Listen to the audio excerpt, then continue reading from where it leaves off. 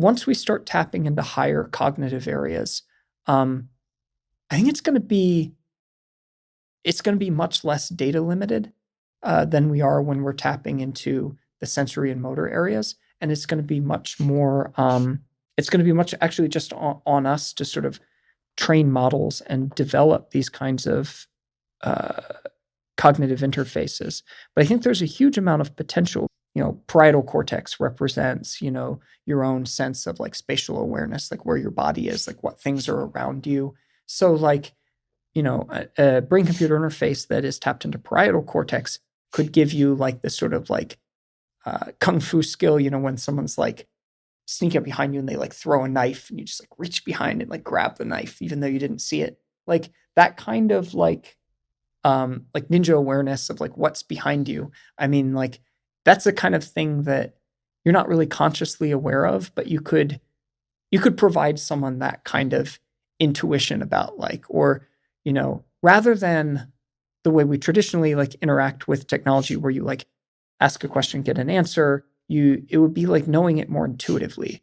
Or like, yes, you could like have technology like that tracks, and this already exists. I've seen with the Apple Vision Pro, it tracks where all of your objects are in the room as you place them down. So when you're like, hey, where are my keys? They can be like, don't you remember? You put them on your desk.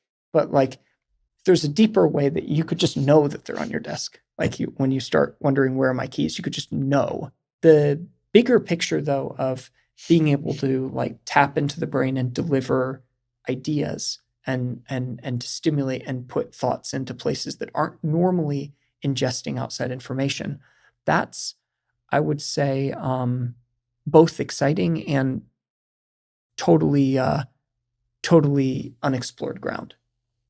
So let's use like this, like one of the first use cases for computation was like a calculator. Mm-hmm.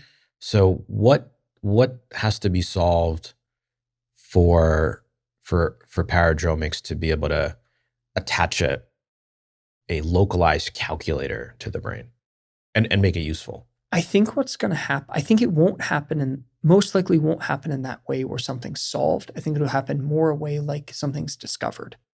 I think what will happen is that throughout the course of our clinical trial development, we will be placing devices at different places in the brain that are involved in different functions like speech or movement or mood or pain. And the way that the brain is built, a lot of these areas of brain do more than one thing. And so some of the people who get Paradromics devices, either in a clinical trial or ultimately when they're approved and go to market, they may be willing to participate in secondary trials where they do things that will activate the area of brain under their device in like a new and exciting context. And so we're going to discover how areas of the brain relate to different things that we're interested in. And then just like we're going to visual cortex right now and playing images into people's brains, not we, but the world, it'll be possible once you know how information is encoded in different areas and to come back with stimulating electrodes and then stimulate specific patterns into those areas. But it'll be more of a discovery process. I think it will be hard, just the way that human clinical trials work.